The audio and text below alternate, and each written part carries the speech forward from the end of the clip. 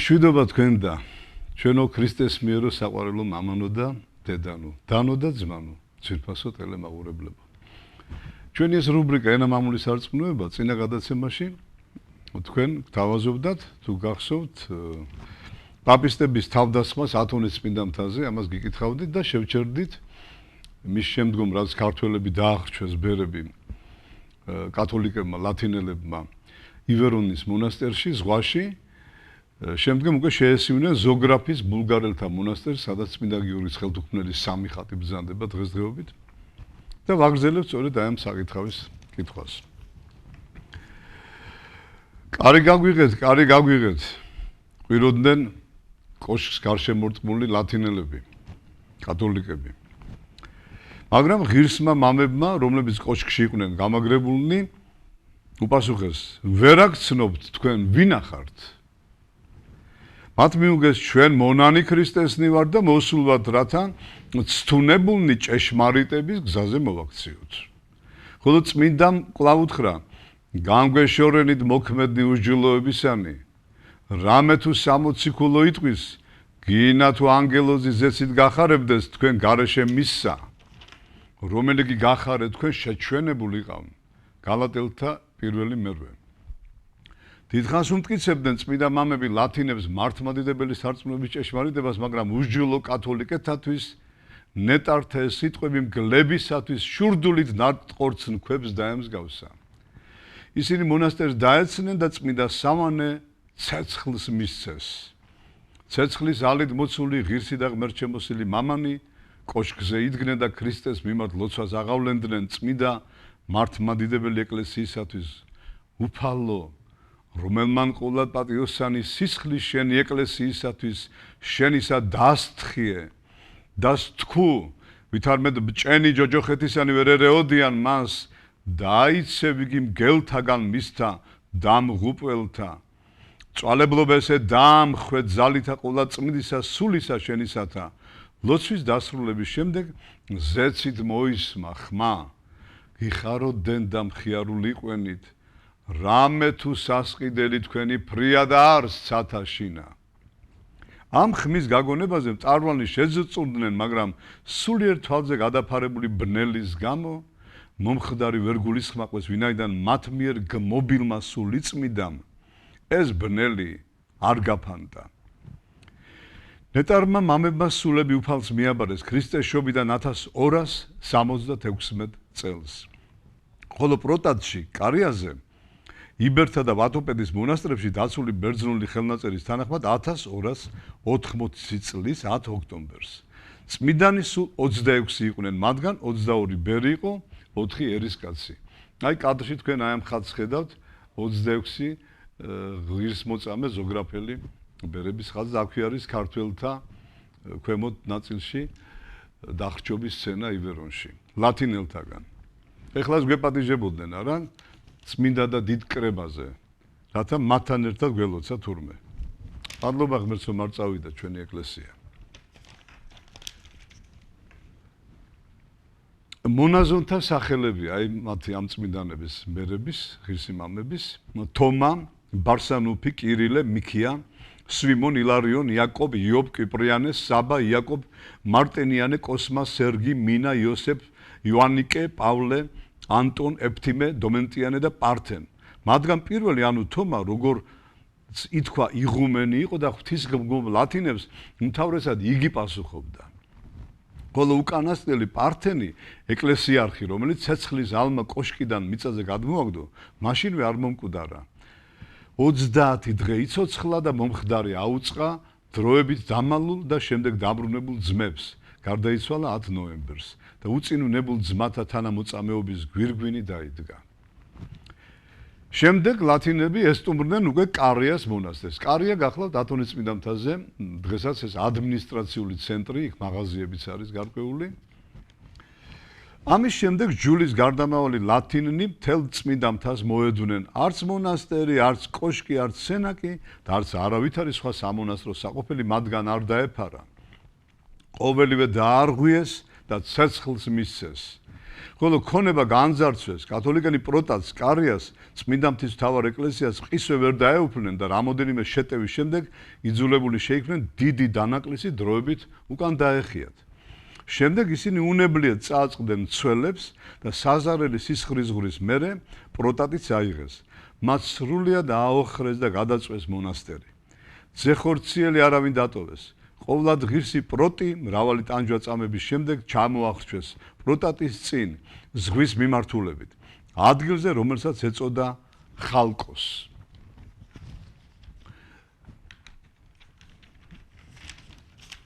შემდგომ კი უკვე ქსირეპოტამის მონასტერს 40 სებასტიელის სახელობისას ესტუმრნენ, რომელიც ძალიან უმაღლეს კლდეზე არის, ესე ძლიერ კლდეზე აშენებული. აქედან უჯულო ლათინებმა მთის სამხრეთ ფერდობს მიაშურეს, სადაც მათ რწოვებით ხელში მიეგებნენ ქსიროპოტამის მონასტრის ბერები, რომელიც მათ ესალმებოდნენ სიტყვებით იყავ მშვიდობა ქრისტესი თქვენთანა. ლათინებმა მიუგეს არს და იყოს და მყისვე ბერებთან ერთად მონასტერში შევიდნენ. მას ნაძარცვის სიმდიდრის ნაწილი უძღუნეს და თავი მის გამგებლად გამოაცხადეს. ბერნი ჰოისაცდურო წვალებელს შეუერთდნენ, მაგრამ ღმერთმა დაუჟელა და არ დატოვა ისინი. და ლოცვის დროს რაჟამს წარმოთქვეს კვერექსი მთავარეპისკოპოსისა ჩვენისათვის, რომელას რომს საშინა და კეთილმსახურისა მეფისათვის შეეძრა ქვეყანა და ის ადგილი, სადაც უღირსნი იდგნენ ისე, რომ მონასტრის კედლები მასში მოთავსებულ შენობებთან ერთად განსკდნენ. კედლის მხოლოდ ერთი ნაწილი გადარჩა, ისიც დადრეკილი მომავალ თაობათა საწამებლად. ამ მიწისძვრამ მრავალი ლათინი იმსხვერპლა, ისინი ჩამონგრეულმა კედლებმა შემუსრეს. ცოცხლად დარჩენილ ლათინთაგან ერთნი ამგვარი დიდი სასწაულის ხილვის შემდგომ შიშითა და სირცხვილით განეშორდნენ იქაურობას და თავიანთ გემებს მიაშურეს. ხოლო მეორენი სინანულად მოიქცნენ, თაზე დარჩნენ და ღვთისათნო ბერები შეიქმნენ. ღვთისაგან ხილებულმა მონასტრის ბერებმა თავისი შეცოდება აღიარეს და ცხარედ მოსთქვამდნენ. ისინი უბედოდ დარჩენილ ფრინველთა მსგავსად დაეხეტებოდნენ მთებში და არა გააჩნდათ, რამედ მათი მართლმადიდებლობისაგან განდგომის გამო მონასტერი დამხობილი იქმნა. ამასთან ერთად შეწყდა სასწაულიც, რომელიც ამ მონასტერში ხდებოდა. ეს იყო სასწაული 40 სებასტიელ მოწამეთა პატივისა და დიდებისათვის. იგი ამდაგვარი იყო. როდესაც ტაძარი აიგო და შესაფერად გამშვენდა ნეტარხსენებულ მეფის რომანოზის მიერ, მის განსაკურთხებლად მღვდელმთავარს მოუწოდეს. კურთხევის დროს, როცა მღვდელმა წარმოთქვა სახელზე წმიდათა 40-თა მოწამეთა, მაშინ ჰოისას სწავლო წმიდა სამსხვერპლოს კვარცხლბეკთან ამოიზარდა დიდი მცენარე რტოებითა და თავებით, რომლებიც მას ვაშლების სახით ესხა. 40 მოწამის შესაბამისად მათი რიცხვი 40 იყო. ეს მცენარე გაიზარდა და გარშემო შემოეხვია ტრაპეზს. ამგვარი ყოვლა დიდებული სასწაულის გამო ყველა მაღავლინა დიდება ღვთისა და მის წმიდა მოწამეთა მიმართ. იმჟამად მონასტერში მყოფნი ყოველნი სნეულნი განიკურნენ. როცა ამ მცენარის გემოიხილეს, მთელ ქვეყანას მოედო ამ სასწაულის ამბავი. მოდიოდნენ სნეულნი და იკურნებოდნენ, ხოლო ვისაც მოსვლა არ შეეძლო, მონასტერს ძღვენს უგზავნიდა და ამ ღვთივბოძებული მცენარის ნაწილს იღებდა, ჭამდა და განიკურნებოდა. წლების განმავლობაში ეს მცენარე ხალხის მრავალრიცხოვნებით ნადგურდებოდა, მაგრამ 40 მოწამის პატივსაცემად და სადიდებლად იგი კვლავ ამოდიოდა ხოლმე 9 მარტს, მათი ხსენების დღეს. ეს მცენარე კურნავდა ყველა მის გემოს მხილველს. მაგრამ სატანამ, მტერმა მართლმადიდებელ ქრისტიანეთა, უბადრუკი ბერების სულიწმიდის მგმობელ ლათინებთან ერთობად მიიყვანა, რომელთა გამოც სასწაული შეწყდა, ასე სჯის ღმერთი ჭეშმარიტების მოძულედ. და თქვენ გინდოდათ ჩვენი ეკლესია იმ კრებაზე წასულიყო, სადაც ლათინელი კარდინალები ლოცულობენ და სეფისკვერებს მიირთმევენ მართლმადიდებლური წირვის შემდგომ? თან არაფერი მოუნანიებიათ. პირიქით, ჩვენ უნდა თუ განგვაყენონ ჭეშმარიტებას. უჟღილო ხელმწიფე პალეოლოგი წმინდა მთაზე მოსვლასა და იქ მართლმადიდებლობის აღმოფხვრას აპირებდა, მაგრამ ამას ვერ მოესწრო, რადგან მისი მეფობა მალე შეწყდა. სულიწმინდის მგმობელთა შიში დამალული ბერები თავშესაფრებიდან გამოდიოდნენ, უწინდელ ადგილს უბრუნდებოდნენ, მაგრამ გადამწვარი და აოხრებული საყოფელისა და დახოცილ თანამკვიდრთა მნახველი მწარედ მოსთქვამდნენ. მაშინ ათონის მთავით არცა რაქელ სტირო და შვილთა თვისთა სასწუდებოდა მგლოვარეთა გოდება. ღმერთო, შევიდეს წარმართნის სამკვიდრებელსა ყოვლადწმიდისა დედისა შენისათა და შეაგინეს ტაძარი წმიდა ის შენი. ხოლო ჩვენ ერნის შენი ვარ და ცხოვანი სამწყსოისა შენისანი. აღიარებდე ჩვენ ღმერთო უკუნისამდე და თესლით თესლამდე, მიუთხრობდე დიდებულებასა, აღმსარებლობასა და გარდამოცემასა მამათა ჩვენთასა. ამგვარი ტირილითა და მოთქმით მარხავდნენ წმინდა მამებს მთელ წმინდა მთაზე, ვისაც სად იპოვიდნენ. ხსენება ამ დროს ვნებულთა ღირსთა მოწამეთა აღესრულება წმინდა მთაზე მოღვაწე ყველა წმინდანთან ერთად ყოველთა წმინდათა კვირის შემდგომ, კვირას.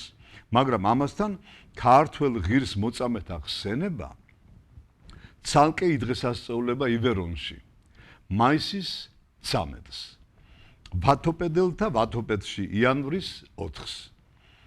ზოგრაფელ მამებს ძველთაგანავე სურდათ, რომ ამ წმინდათა ხსენება მათ მონასტერშიც ედღესასწაულად და ეს სურვილი აუსრულდათ 26 მოწამის ხსენებას მონასტერი იმ დროიდან აღასრულებს, როდესაც სრულიად მოულოდნელად იგი გარდაიქმნა იდიორითმიდან ზოგად საცხოვრებელ მონასტრად, თანახმად წმინდანების სურვილისა, რომელიც მათ ცეცხლის ალში უკანასკნელი ამოსუნთქვის ჟამს უფლის მიმართ აღვლენილ ლოცვაში გამოთქვეს. აღამაღლენ უფალო სამკვიდრებელი წმიდათა შენთა სადიდებელად შენდა და მოსახსენებელად ჩვენდა. აქ დიდი სასწაულიც ხდებოდა გარკვეული წლების შემდგომ, სადაც ნიში აღიმართა ამ 26 მოწამის, დიდი ცეცხლის სვეტი დაეშვა და დიდხანს, ძალიან დიდხანს ანათებდა იქაურობას. ბერძენი ისტორიკოსის ნიკიტა ქონიატის 1150-1213 წლები სიტყვით. ლათინები მიწაზე აგდებდნენ მაცხოვრისა და წმინდანების ხატებს. ფეხით თელავდნენ მათ, ხსნიდნენ მათ ჩარჩოებსა და მორთულობებს. შეშის მაგივრად უკეთებდნენ ღუმელში. ზოგიერთები ადიოდნენ წმინდა ტრაპეზზე, ცეკვავდნენ ზე და ბარბაროსულ სიმღერებს ბღეროდნენ. ერთი მათი მეთაურთაგანი ცხენზე ამხედრებული შეჯირით და წმინდა დიდმოწამე დიმიტრის ტაძარში, წმინდანის საფლავიდან მომდინარე მირონს ლათინები იღებდნენ ქვაბებით. თევზის შესაწვავ ტაფებზე ასხამდნენ, ჩექმებს იპოხავდნენ მათი და ასე შემდეგ და ასე შემდეგ. თვით ტაძარში ლაპარაკობდნენ ხმამაღლა, ხმაურობდნენ და ყვიროდნენ, ყელში სწოდებოდნენ მრევლს და საეკლესიო გალობას აწყვეტინებდნენ. მღეროდნენ უხამსსა და ცინიკურ სიმღერებს და ძაღლებივით ყებდნენ. კონსტანტინოპოლის აღების დროს ადგილი ჰქონდა რელიგიური ფანატიზმის საშინელ გამოვლინებებს. მოვლენათა თვითმხილველი იგივე ნიკიტა ქონიატი წარმოგვიდგეს ლათინებისგან ჩადენილ უმაგალითო მკრეხელობებს. წმინდა მოწამეთა ნაწილები სხვადასხვა ურიგო ადგილებში იყო მიმობნეული. ქრისტეს წმინდა სისხლი და ხორცი მიწაზე იყო დაყრილი. წმინდა ჭურჭელი მიჰქონდათ საშინაო მოხმარებისათვის. წმინდა სოფიას ტაძრის უძვირფასესი ტრაპეზი ჯვაროსნება დაამტურიეს და ნამტურებები ერთმანეთში გაიყვეს. ყველგან სადაც კი ჩერდებოდნენ დასავლელი რაინდები, სააშინელ რისხვას ატეხდნენ მკვიდრ მოსახლეობას და თუკი იშვიათად პაპები კიცხავდნენ ხოლმე ჯვაროსნებს აღმოსავლეთში ჩადენილ უკეთურებისათვის, ეს იყო მათი მხრიდან უბრალო დიპლომატიური მანევრი. ისინი ჯვაროსნების ლაშქრობაში ხედავდნენ დიდად საიმედო საშუალებას თავიანთი სულიერი მმართველობის განმტკიცებისათვის აღმოსავლეთში და იქაური ცხოვრებლების გაკათოლიკებისათვის.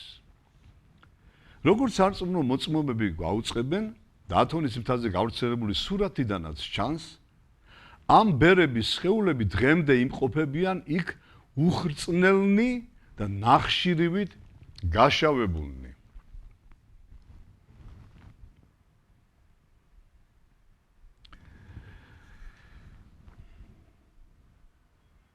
მათ სახეებს მიღებული აქვს საშინელი დემონური იერი.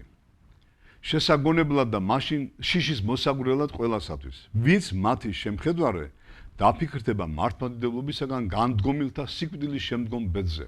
ანუ ეს ის ბერები არიან, ნაწილი მათი, რომლებმაც ილოცეს კათოლიკებთან ერთად წირვაზე. მართლმადიდებელმა ბერებმა. ეს მოხდა დიდ ლავრაშიც და ქსიროპოტამის 40 სებასტიელის მონასტერში, როგორც ახლა მოგიყევით.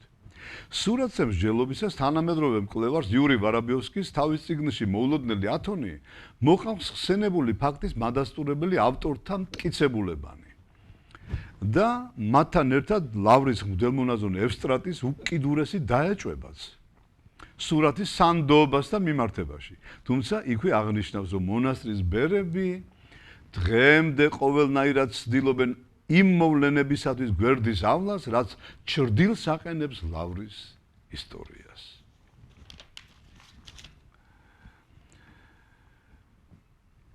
ათონის წმიდამთა დღემდე მოკრძალებით ინახავს ღირსახსენებელი წმიდა მოწამეების ხსოვნას. მართლმადიდებლობის ერთგული დამცველი ათონელი ბერები თავის 1987 წლის ეპისტოლეში სწორედ მათ საქციელს ისახავენ მისაბას მაგალითად. მამებმა ლათინელობისაგან მიდრეკილი პატრიარქის ბეკას დროს სისხლი დაღვარეს, რათა არ დამორჩილებოდნენ პაპს. მივყვებით რა მათ ყვალს, უარყოფთ ყოველგვარ ცრუ გაერთიანებას. და ამჟამიდელ აპოსტასიურ დროში ისინი ისევე მტკიცედ დგანან მართლმადიდებლობისა და რაჯოზე, როგორც მათი წინაპრები იდგნენ მრავალი საუკუნის წინათ. ლათინებთან დიალოგში მონაწილეობითა და მათთან უნის ზიებით ჩვენ ვაღიარებთ, თითქოს არ ვიცოდეთ მართლმადიდებლური გადმოცემის ღმერთი. უბრალოდ რომ ვთქვათ, ჩვენ არ გვყავს ჩვენი ღმერთი, რა გაერთიანებას გვიმზადებენ ისინი. ისეც, რომლის დროსაც ლათინები ინარჩუნებენ თავიანთ ცდომილებებს, ჩვენ ვინარჩუნებთ ჩვენს გადმოცემას და ყოველივე დანარჩენში გაერთიანებულნი მათთან ერთად ვეზიარებით ერთი წმიდა ბარძიმიდან, ჩვენ ვკითხულობთ, არსებობს კი უფრო დიდი ღალატი. შესაძლებელია კი კავშირის სარწმუნოების ერთობის გარეშე. ერთ არს უფალი, ერთ სარწმუნოება, ერთ ნათლისღება. ეფესელთა ეპისტოლე 4:5. ჩვენ ლათინებთან არ გვაკავშირებს არც ერთი ნათლისღება, არც ერთი სარწმუნოება და მაშა სადამე არც ერთი უფალი გვყავს. ისინი შესციცინებენ პაპს, ჩვენ კი ქრისტეს და მის წმინდანებს. ათონური პატერიკის ბულგარული მოთხრობა ზოგრაფის მონასტრის 26 წამებულ ბერზე სიტყვა მართლისა სარწმუნოებისა, ტომი მეორე. ვერსიების საფუძველზე მასალა მოამზადეს მერაბ ონიანმა და ზურაბ ქართველიშვილმა. მადლობა მათ. კიდევ მინდა გავიხსენო, რომ კარიაში, ანუ ადმინისტრაციულ ცენტრში ათონზე იყო ქვა, რომელზეც თავს აკრევინებდნენ ბერებს ლათინელები. და ხდებოდა ყოველ წელს, როცა თოვლი მოდიოდა, ესეთი სასწაული. რომ აი ყველაფერი გარშემო თოვლით იყო დაფარული და ხო ფანტელებით სვიოდა იმდენი, რომ ნუ გარშემო დიდი თოვლი იდო და ამ ქვაზე მე სხვა ნანახი მაქვს თავის დროზე, როცა პირველად 1992 წელს ვიყავი ათონის მთაზე. მე რამდენჯერმე ხო მავედი და უკვე გააქვრეს, შეინახეს, გადამალეს, რომ ეს სასწაული კიდევ არ აღსრულდეს და ადამიანებმა, ესე ვთქვათ, კიდევ ერთხელ არ დარწმუნდნენ ამის ჭეშმარიტებაში და თოვლი არ ედებოდა აი ამ ქვას. არანაირი, ესე იგი, თუ კი დაათოვდა, ხო, იმ წამსვე კვალიც არჩებოდა იმ თოვლის. გარშემო ყველანაირი ქვა და ყოველივე მიმდებარე ტერიტორიაზე რაც რამ იყო, ყველაფერი თოვლით იფარებოდა. და რადგან ეს იყო ქვა, რომელზეც წმინდა მოწამეები ქრისტესთვის თავს დებდნენ. აი ესეთი სასწაული დამალეს ათონელმა ბერებმა და როგორ შეიძლება აბა ესეთი რამე. და ეხლა როდესაც ამ მერვე ეგრეთ წოდებული დიდი და წმინდა კრების მოსამზადებელი ის იყო შამბერში შვეიცარიაში, მე მათ ადრე გახლდით და დააკვირდით სურათის ქვედა ნაწილში სამღვდელო პირი ლოცულობს, ეს არის იმ ტაძარში შესასვლელი, სადაც ეს კრება ჩატარდა. და უკან ფონზე ზემოთ ეს გადიდებულია, ვისი ფრესკა ჩანს მართლმადიდებლურ ტაძარში, ბერძნულში. ბუში დიდის, ჯორჯ ბუშის მამის, შუაში იოანე პავლე მეორე, რომის პაპი და მიხეილ გარბაჩოვი. ქვემოთ შანდალი დგას. აი ეგ შანდალი, ესე იგი შეგიძლია მიწაროყრია ესეთი ტიპის შანდალია, რომ ესე იგი სანთლებიც კი დაანთო თურმე მათ წინაშე და რა კრება უნდა მომზადებულიყო იმისთანა, სადაც ესეთი ფრესკა ხატია მართლმადიდებულ ტაძარში. აი გეკითხებით რა. უბრალოდ დილეტანტი ნახევრად ნელთბილი მორწმუნეს კი მიხვდება, რომ ესა რაღაც საშინელება, რასაც ვეხლა ვყვები, ხო? ეს ვიდეოზეც მაქვს გადაღებული. და როდესმე გაჩვენებს ალბათ. ჩემო ძვირფასო მეგობრებო, აი დღევანდელ დღეს მე წაგიკითხეთ ეს დავამთავრე ამ წიგნის კითხვა, რომლის სათაურია, ვისაც დაგაინტერესეთ, პაპისტების თავდასხმა ათონის წმინდა მთაზე, აქვე არის სწორედ ეს ხატი, რომელიც შემდგომ ჩვენმა ეკლესიამ ქართველი ეს 200 ზღვაში დამხრჩვალი мама წმინდანებში შერაცხა ქართულმა მართლმადიდებლურ ეკლესიამ და ჩვენ უკვე შეგვიძლია მიმართოთ მათ როგორც წმინდა ღირსმოწამეებს, წმინდა მოწამეებს, ათონელ ქართველ ბერებს, რათა შეგვეციონ დღევანდელ დღეს, ვინც არ არის გარკვეული, გაგვარკვიონ, ნათელი მოფინონ ჩვენ გონებას და სულს, რომ გვესმოდეს რატომ არ წავიდა ჩვენი ეკლესია ამ კრებაზე. აი მაგალითად წავიდა ელადის ეკლესია, მათ შორის ძალიან ბევრი მიტროპოლიტი აფსარებულ წერილებს წერდა წინ და წინ, თავის სინოდს წერდა, რომ რატომ არ შეიძლება იქ წასვლა, მაგრამ შემდგომ გადაწყდა მაინც ერთობით, როგორც ჩანს, რომ მაინც წასულიყვნენ, რომ იქ იაღმსარებლა და რას ხედავთ? რა საკითხებიც დააყენეს, რა შენიშვნებიც გამოთქვეს და თხოვნა, არაფერი არ იქნა მსოფლიო პატრიარქისგან და სხვა დანარჩენი კრების მონაწილეებისგან მიღებული ელადის აღმსარებლური პოზიციიდან. და რა, ჩვენ ბერძნებს არ გაუგონეს და ქართველები რო იქ გადათარგმნილად ილაპარაკებდნენ და ჩვენ ქართულ ლაპარაკს ვიღაცა ბერძნულად გადათარგმნიდა, იმას მოგვისმენდნენ. ესმით, ამიტომ დავფიქრდეთ, რომ რამდენი დიდი სიბრძნე გვმართებს და ფაქტიურად დიდი სიბრძნეც არ უნდა იმას, რომ აპოკალიფსიც კი წერია თუ უფალი როგორ აქებს ჩვენს ეკლესიას, რომელიც არასოდეს არ მიიღებს მონაწილეობას არც წვალებლობაში, არც განხეთქილებაში და ბოლომდე ღირსეულად მართლმადიდებლობით წარდგება უფლის წინაშე და შესაბამისად ეკლესია არ არის მარტო საპატრიარქო, მით უმეტეს და სამღვდელოობა, ეკლესია არის მთელი ერი და ქართველო ერო ჩვენს წიაღში ვინც იქნებით სული და გულით, რწმენით, სიტყვითაც და საქმითაც მართლმადიდებელი ქრისტიანები, დღეს არ ახარ შეიძლება ესეთი ძალის და ხვალ გახდებით. აი ესენი ყველანი იქნებით უფლისაგან შექებული და გადარჩენილი, რადგან ბოლო ჟამს ჩვენი ცხოვრება არის მხოლოდ მართალის სარწმუნოების დაცვით, აღმსარებლობით. და თუ ჩვენ შევშინდით, თუ ჩვენ მარტო ჩვენს კუჭზე ვიფიქრეთ, ჩვენს შვილებზე, ოჯახზე და ერზე, არა. პირველ რიგში ჩვენ დავაყენეთ ჩვენი თავი, ჩვენი ოჯახი, ჩვენი ცოლ-შვილი, ჩვენს გარშემო მყოფი ახლობელი ადამიანები და არ გვექნა თავგანწირვა ნებისმიერ ფასად ქრისტესთვის, რომელიც თვითონ მოგვივლის ჩვენ და ჩვენს ოჯახებს, თუ კი ჩვენ რწმენას დავიცავთ, აი ეს არის რწმენა. და რა ის რომ შენ მოიწყო ყველაფერი და მერე რაღაცა ღვთისკენ გადააგდო და შენ რომ მილიარდი გაქვს, იქიდან რამდენიმე მილიონი დააშენო თქვა ტაძარი. ან რამდენიმე მილიონი გაქვს და რამდენიმე ასეულ ათასი დააშენო ტაძარი, შემდგომ გააგზელო ქურდმა ქურდობა, სრუმ სიცრუე, ბიზნესმენმა ბიზნესი, მოწყალების გარეშე, რადგან მოწყალებას ყოველდღე თხოვლობს ქართველი არის გაჭირვებული შვილები, არ აქვს არც სამსახური, არც არაფერი.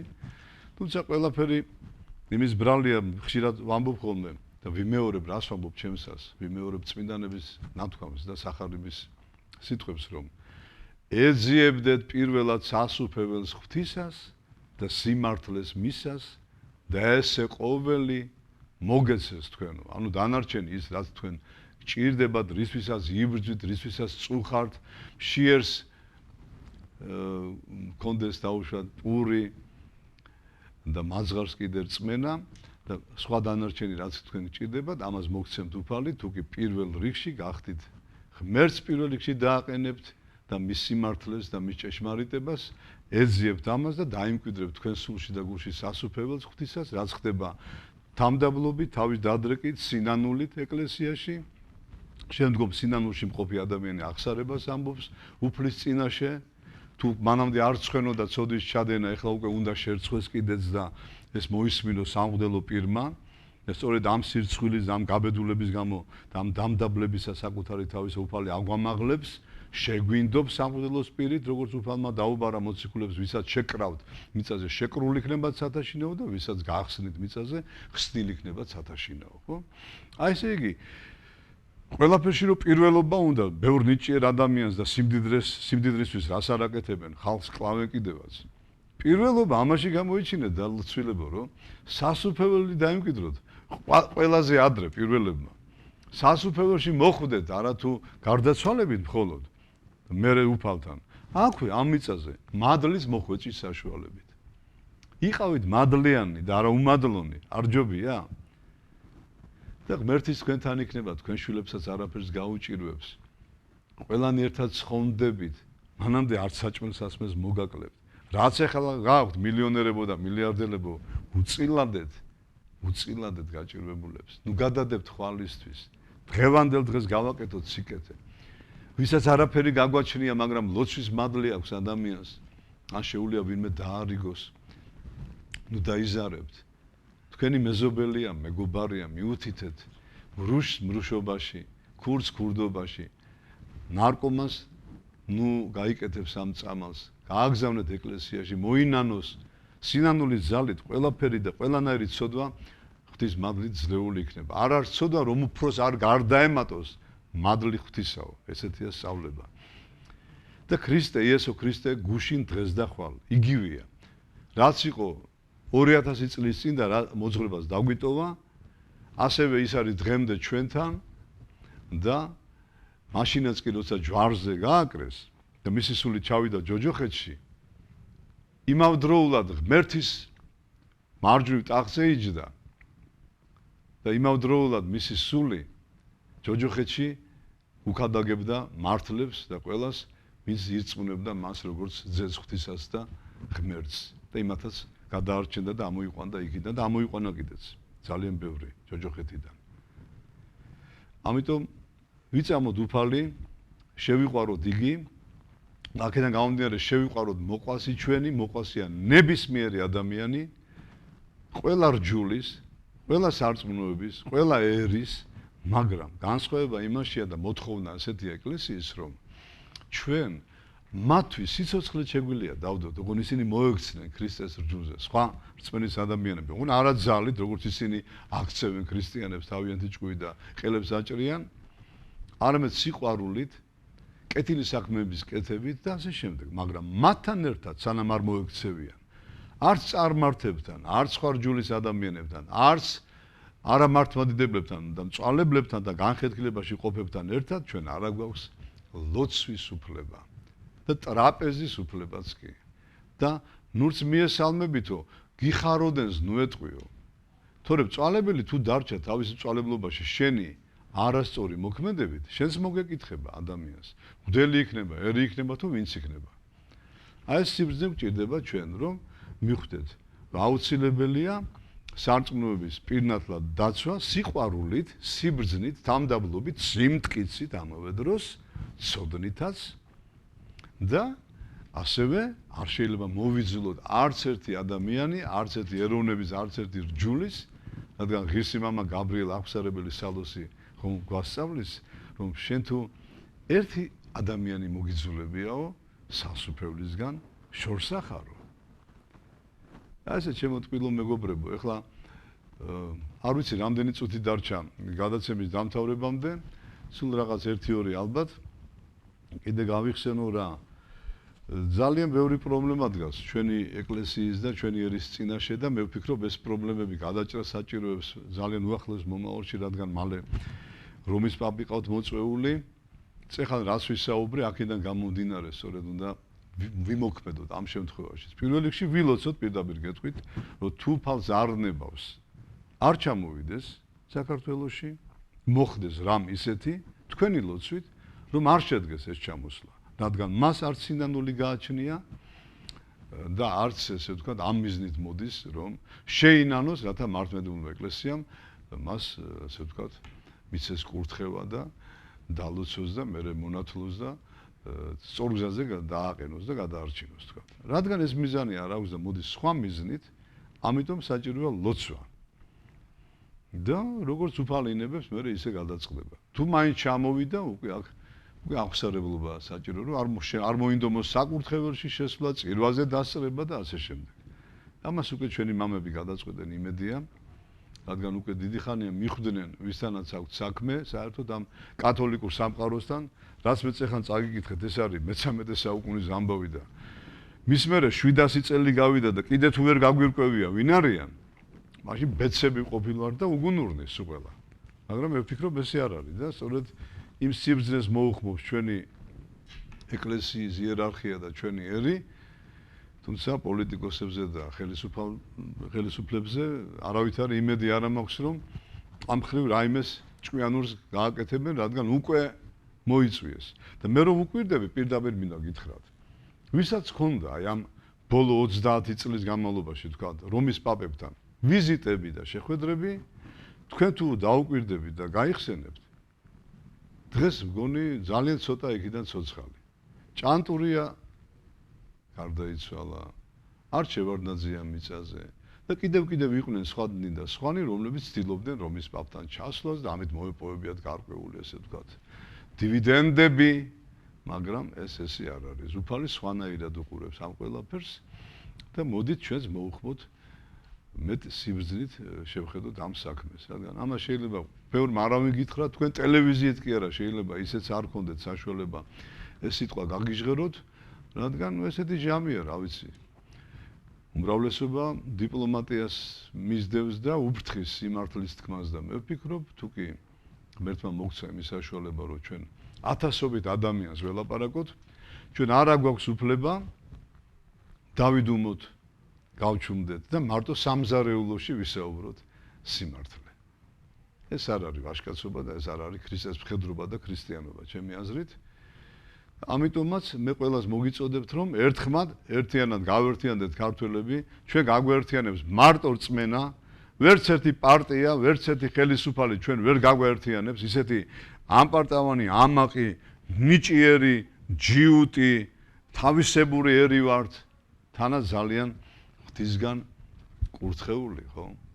ამ კურთხევას ხო უნდა გაგება, შენარჩუნება, ამ მადლს კიდე და ტალანტებს გამრავლება, რასაც ხშირად ვერ ვახერხებ და მიწაში ვფლავთ და სწორედ ამ სასიკვდილო ცოდვებით განვიოტებთ ჩვენგან მადლს სულიწმინდისას, თორე ზიარებით ერთხელ რო ეზიარება ღვთისმოშიში ადამიანი და მერე წავიდეს უდაბნოში და აღარ შესწოდოს ძიმე ცოდვები და რასაც შეეშლება უცებ იქვე მოინანოს, უფალი კი არ განეშორებოდა და ცხონდებოდა, მაგრამ რადგან ჩვენ ვეზიარებით, მერე ისევ ვცოდავთ, ამიტომაც საჭიროა ხშირი ზიარება, რომ რაღაცნაირად მოხდეს ჩვენი განწმენდა და საბოლოოდ შევინარჩუნოთ ეს მადლი და ბევრი უკვე იმასაც ახერხებს, რომ წმინდანი გახდეს მიწაზე.